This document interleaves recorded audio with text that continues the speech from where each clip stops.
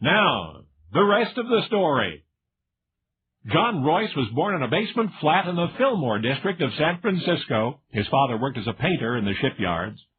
It was his parents' dearest wish that John receive a well-rounded education, so with their encouragement he maintained a B average in school. He studied classical music and even joined an amateur operatic group. But in the unqualified estimation of his athletic coaches at George Washington High School, John's future was clear. He would be an athlete, an outstanding one. Well, John was terrific in team sports, but he was best at competing with himself, and particularly in track and field. With little apparent effort, he won 6 letters, distinguishing himself especially in the hurdle and the high jump. His coaches began conjecturing as to which college would be best for him. He'd be an asset to any collegiate track team, but which one? Well, of all the schools that would have been glad to accept him, John chose San Francisco State College.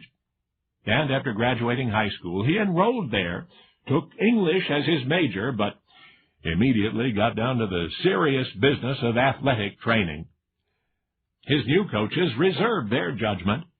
John may have been a track star in high school, but collegiate track was different. If he wanted to make a name for himself here, he'd have to start breaking records. And that's exactly what John set out to do. Focusing on the high jump, he practiced until his aching body could bear no more. Now, and for the first time, John was competing with more than himself. He was challenging the world. And one day his moment arrived. No one who saw it happen has forgotten the thrill when that lean young boy, poised at his mark, exploded into a college record-breaking high jump of 6 feet 5 1/2 inches. The local media made much of John's accomplishment, and now folks began talking about the Olympics. And in fact, that very year, 1956, John was invited to the U.S. Olympic trials as a high jumper. But just as his star was ascending, something happened. A minor complaint and subsequent visit to the doctor revealed a defect in John's spine. And the damage would only increase, the pain would only grow worse unless John gave up sports forever. Well, the February 6, 1958 edition of the New York Herald Tribune called John Royce one of the best all-around athletes to come out of the San Francisco school system.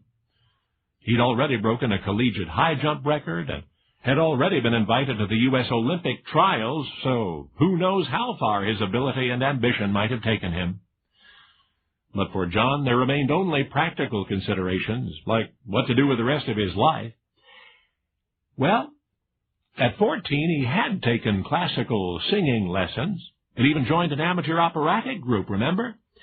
So now, though perhaps it was too late to set his sights on the opera stage, he might in some way rely on what was once considered a gifted voice. And he did.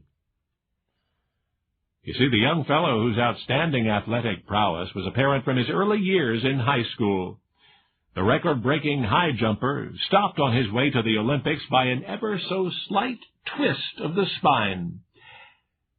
Why, he became the incomparable song stylist Johnny Mathis.